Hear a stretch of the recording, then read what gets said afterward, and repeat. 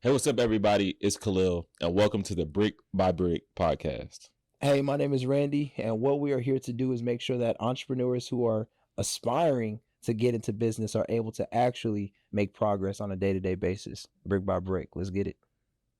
Let's get it. My question for you is what do you feel as if was one of the biggest lessons that you've learned in becoming an entrepreneur? And, I feel like that is a great question, but it's kind of like a three-part question. So the first part, I say the biggest lesson that I learned is to really just start, to just like go and just do it, But then at that same time, another lesson that I learned, and once I learned how to just get up and go, then I learned, okay, bro, you need to slow down and really like analyze the board. You need to have patience because things don't happen overnight. Like it's okay to slow cook the gumbo to make sure that when it's time to, eat, it's just right. And then number three is you can avoid a lot of heartaches by literally just finding somebody who's done it already. So that could be either like a mentor or even paying for somebody information to give you the information. So it's kind of like either the famous things that I hear a lot is you either pay in two ways. Either you paying your time or you paying your money. Facts. So those are like the three biggest things that I've learned through entrepreneurship. What about you though? I would say the biggest thing that I've learned is the ability to focus, right? And the reason I'm saying this is because a lot of the lessons I learned was out of me starting, stopping, starting, stopping. So now I have more stories to tell other people in regards to my life in its entirety. But in terms of entrepreneurship, I'm like, well, I was in business like 7 months. Then I went, got a job. Then I went overseas for the military. Then I came back and said, I want to do entrepreneurship. I'm selling other people's products. So it's like now I'm really in the season where like, no. Like I'm genuinely building a business from contract to close. From like that first conversation to me actually getting paid, and I think that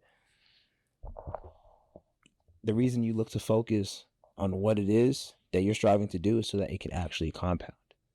So, but how do you even get to the point where you can build a business to contract to close?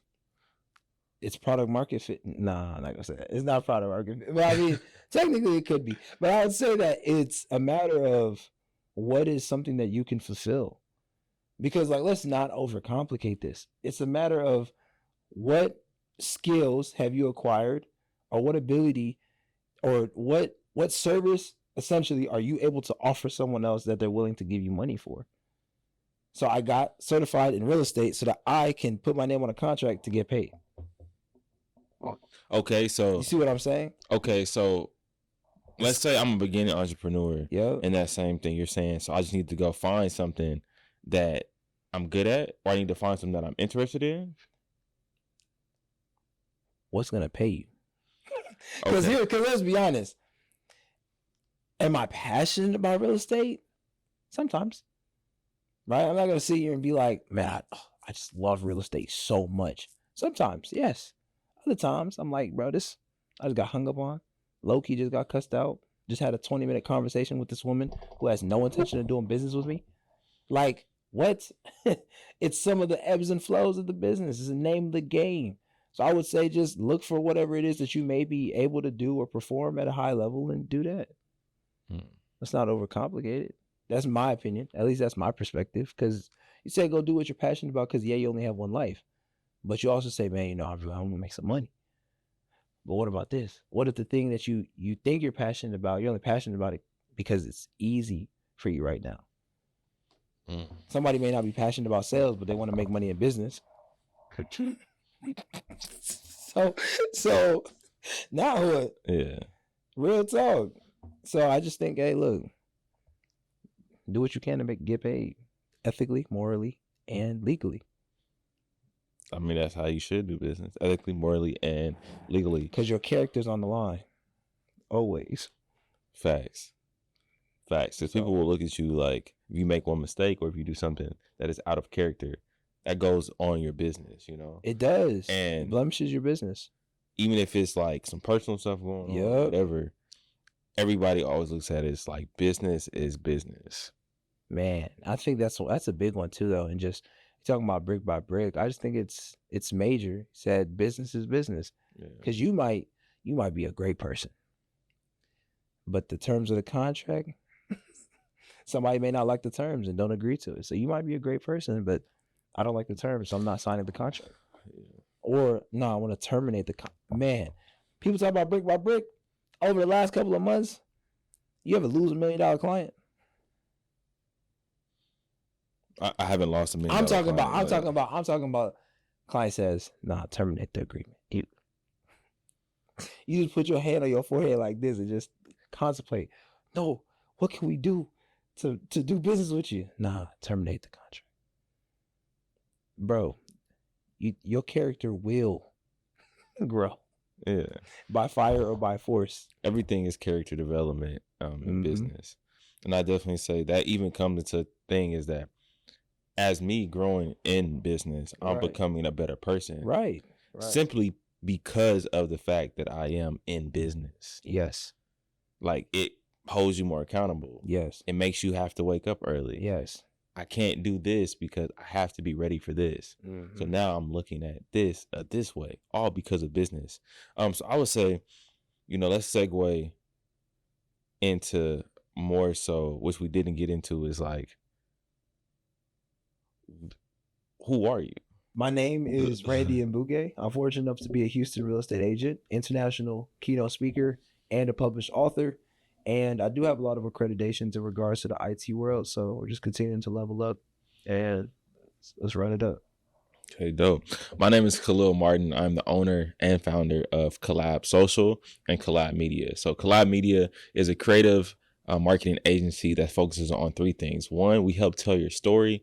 2, we make amazing content. And then number 3, we're data focused. So we want to make sure that everything has a purpose and it gives you the results you need. And then Collab Social is a creative membership community that is housed in a 4,000 square foot building where we have podcast rooms. We have 2,400 square foot natural light studios. We have co-working spaces. This is the place where you come this is a place where you come if you're a creative, where you can have resources, connections, and network, but then also you can literally call it home. You can basically stay here 24/7. Facts. So yeah, they're gonna be here 24/7. Get after it. Getting after it. What I mean to tell you, when we were building it, we were in here 24/7. Oh, for real. I was staying here till 4 a.m., 5 a.m. All I could survive on was an In-N-Out burger. And energy drinks. I think that goes back to what the Brick by Brick podcast really is about, though. Because the thing is that everybody wants to say, I made $100K drop shipping. I made $100K within my credit funding business. Look, that's some people's story, but that's not everybody's reality. The Brick by Brick, I think, mantra is to say that like it's literally step by step. It's literally like sacrifice after sacrifice if this is the route you want to take. But the reality is, even if you say that you want to go work for a large company, it's not like, oh, I just graduated college and resume.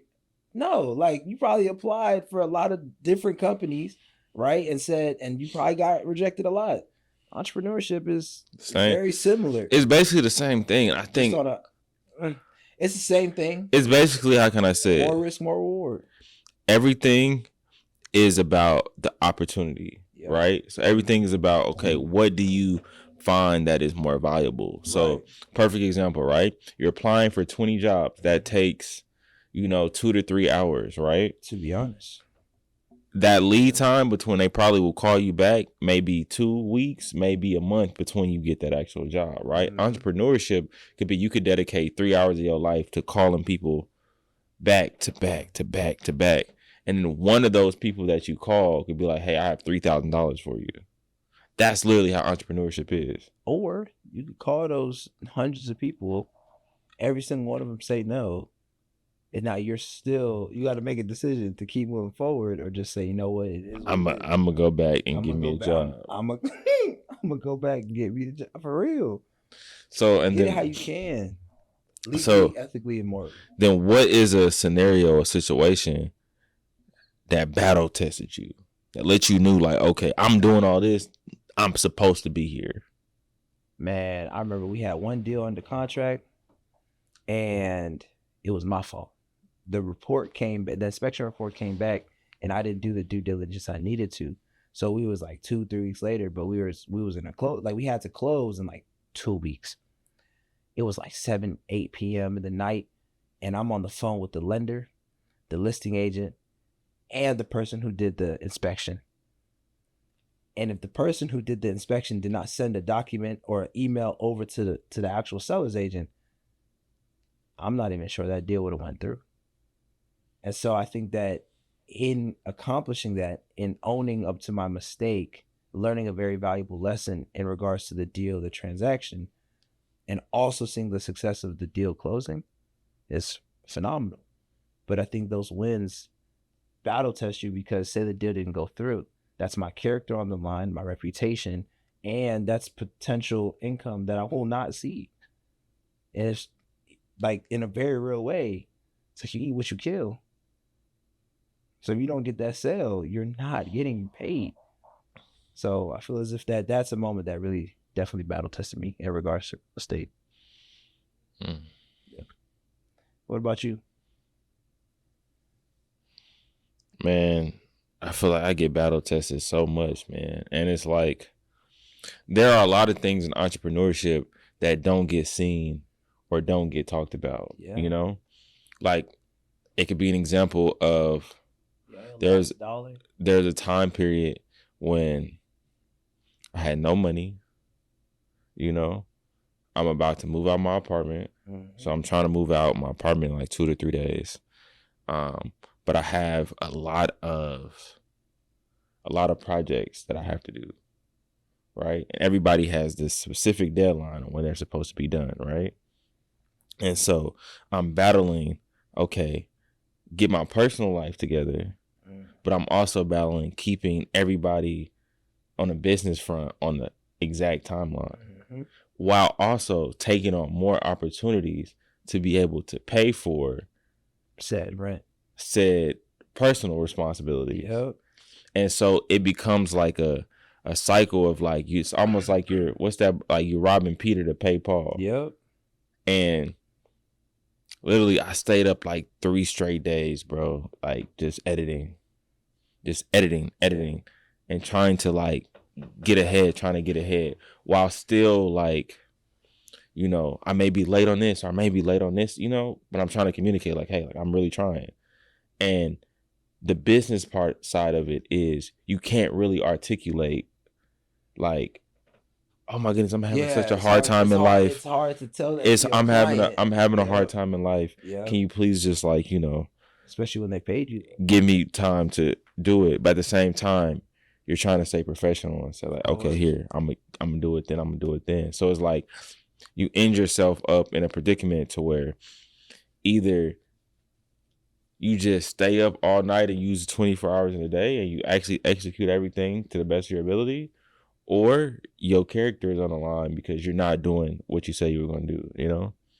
And so I think that was a time period when I was like, you know what, even though things are up and down, I feel like it battle tested me because I was like, bro, I really want this. Like, you know what I'm saying? Like, you were willing to put your foot down. If there's smoke, I'll take the smoke. When it comes to this. When it comes to Collab Social, I'll take the smoke. When it comes to some other business, I'll take the smoke, you know? And so, yeah, heavy is the head that wears the crown. So I definitely think that's a time period in entrepreneurship when I was like, you know what? I walked out of there with more opportunities at the end. So I was like, you know what? I must be meant to be here for a reason. And I think like it just, in a biblical sense, you know, Proverbs 17, verse 16 for the Christian Standard Bible, why does a fool have money in his hand with no intention of buying wisdom? You know, just really sitting on that it's like, it's not saying, and then you can interpret it however you choose. I think that in saying that you have some money and you maybe have someone who has the answer or has a series of answers to get you closer to your goal. Yeah. Do you or do you not pay them because you're still not where you want to be? But you need the information to make more money. You need the information to make more money. That is very true. Isn't that interesting? You can get them out of books. And then it goes a thing too. It's like people say that, but then also, what do you do when it's like, okay, I can have the information, but now I need someone else other people to execute it. So would you rather pay somebody to execute, or would you rather pay somebody to? If all right, let's say I'm put you in a scenario, right? Mm-hmm. You have $100. Mm-hmm. You can either pay $100 to have somebody do a task for you. Mm-hmm. You can pay $100 to get new information that'll help you get to the next level. Right. Or you can pay $100 and you can invest it into something which you think is right, but you may spend the time period of learning the answers. What would you choose? I'm investing the $100 in myself for information. 100%. 100%. For real. I think it's just like understanding that we are our own greatest assets, right? And I think that regardless of whether you want to be the best employee that you can be, because that's the lifestyle you love, or you want to be an entrepreneur, there's that sense of investing in myself to create an even greater future. I remember when I was overseas and I was doing these webinars, and I call them KIP, and KIP stood for knowledge is power. And so we would be inside, the room in a workshop circle type of vibe.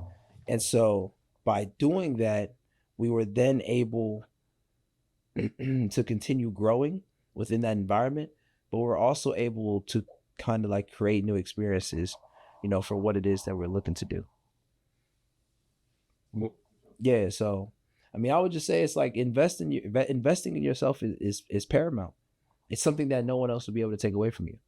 And I think that if I really like focused in on that when I was 18, 19 years old, probably be a little further in my life. What was the best advice you ever received?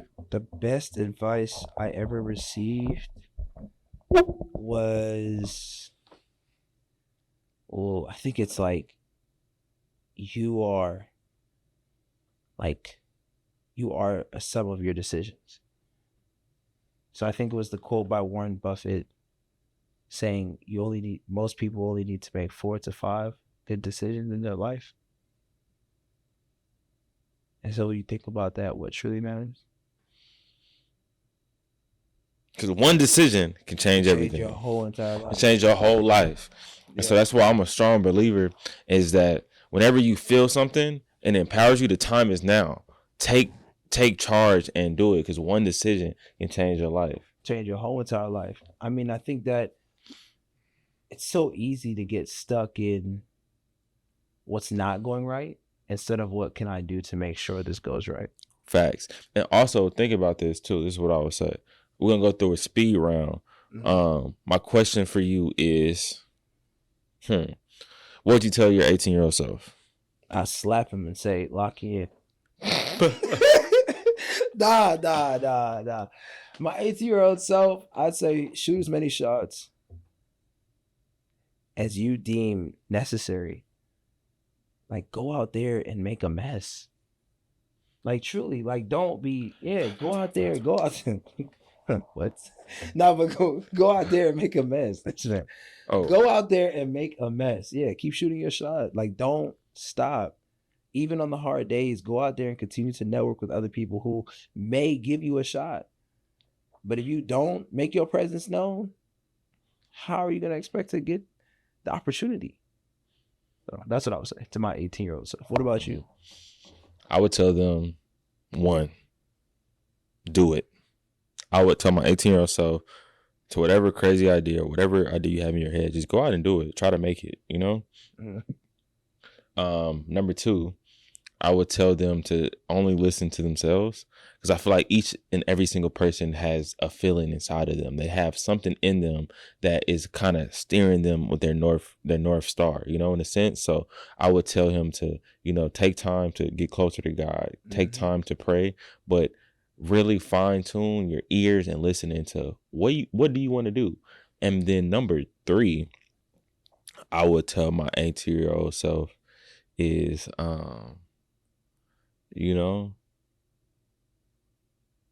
talk to people, network, Fact. You never know who you're going to meet that can propel you to the next level. That's it. Like, you never know who could give you that life-changing piece of advice. You never know who could put you in certain rooms that you've never even dreamed of. Yeah, and I mean, I'm definitely somebody who I keep meeting people, and I'm like, man, these are some dope people.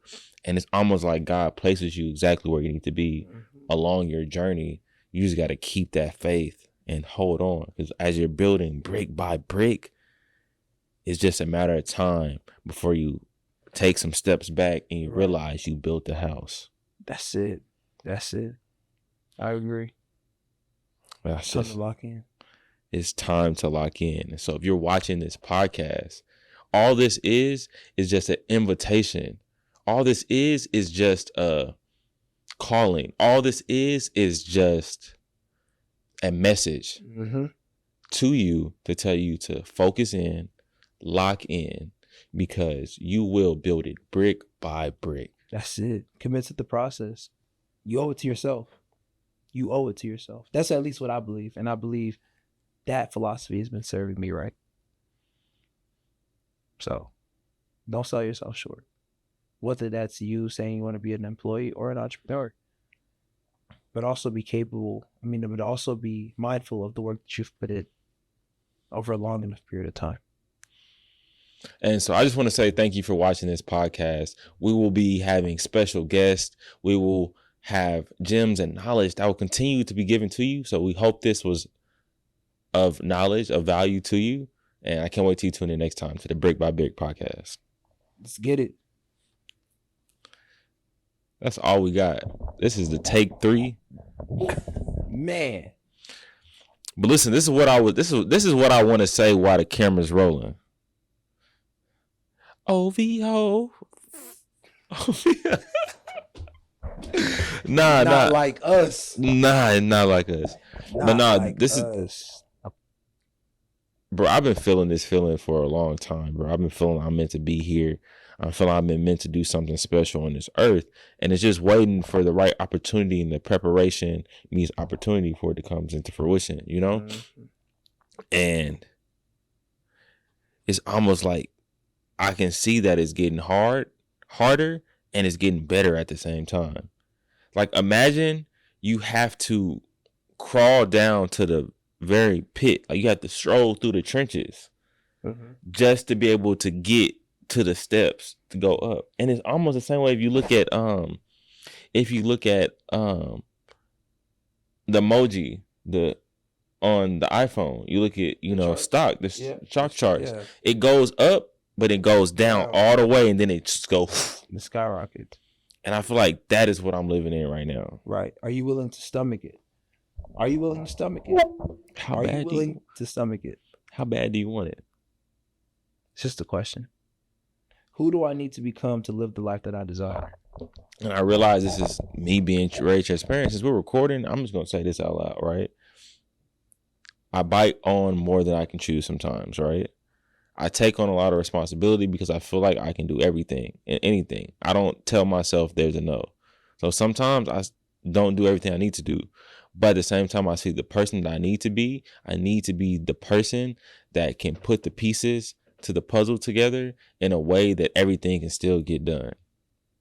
I need to be focused, dedicated. I need to wake up early, use a full day. Okay. Those are certain things I need to do to be the person that I need to be. And I see it, it's clear as day. And I definitely think that, like, it's a process, a journey, and the time is now. It's showtime. It's showtime.